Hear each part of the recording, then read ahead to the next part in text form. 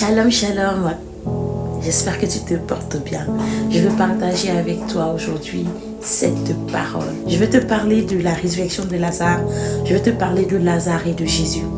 Oui, en Jean le chapitre 11, à partir du verset 32 jusqu'au verset 44, il est question de Lazare et de Jésus. Nous savons tous que Jésus a pleuré pour Lazare. C'était la seule fois où il pleurait pour Lazare. Alors, cette histoire nous ramène à notre quotidien, à nous-mêmes, notre vie, à ce que nous vivons tous les jours.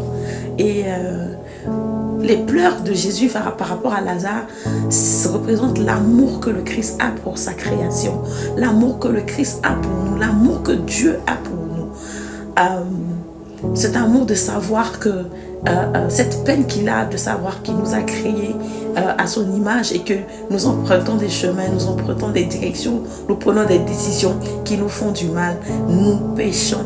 Nous savons tous que le salaire du péché, c'est la mort et que les péchés conduisent inéluctablement dans les ténèbres. Alors, il a pleuré d'amour pour cette âme qui est Lazare, qui était dans les ténèbres. Et quand il est arrivé dans cette atmosphère de tristesse et d'amertume, il a adressé une prière au Père et il s'est tenu devant le sépulcre de Lazare et il a appelé Lazare. Lazare, d'une voix forte, Lazare sort et Lazare est sorti. C'est comme ça que le Seigneur t'appelle, t'interpelle aujourd'hui.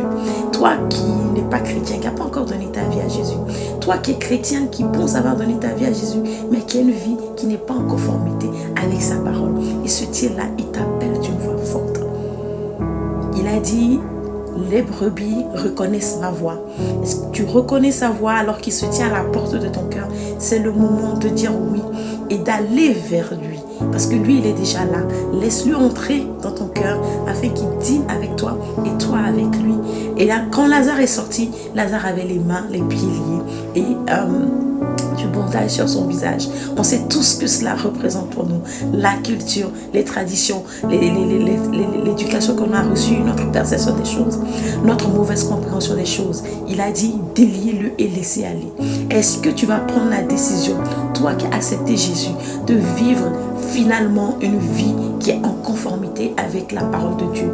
Toi qui n'as pas encore donné ta vie à Christ parce que tu ne le connais pas, est-ce que tu vas te laisser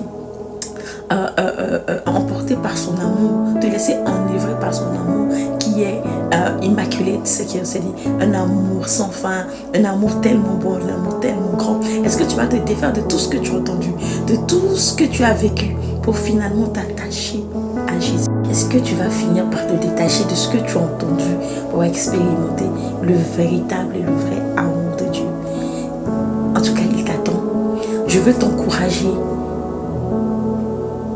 te laisser emporter par son amour, à ouvrir ton cœur à son amour pour l'expérimenter, ne serait-ce qu'une seule fois. Tu verras que tu ne pourras plus t'en passer. Christ nous appelle à la vie. Sortons des ténèbres, sortons de cette vie que nous menons qui n'a rien à voir avec la vie de Christ. Acceptons de nous défaire de notre environnement, de tout ce qu'on connaît, de tout ce qu'on a appris, de tout ce que nous pensons vrai. Et allons dans l'écriture à sa découverte parce qu'il est la parole de Dieu. Qu'il se laisse découvrir et que tu apprennes à le connaître. Parce que lui te connaît déjà, que tu apprennes à le connaître, que tu expérimentes l'immensité de son amour. Il t'attend, il se tient à ta porte, il t'appelle aujourd'hui. Sors des ténèbres et laisse-toi aller à la suite du Christ. Je vous aime d'un amour tellement fort, l'amour du Christ.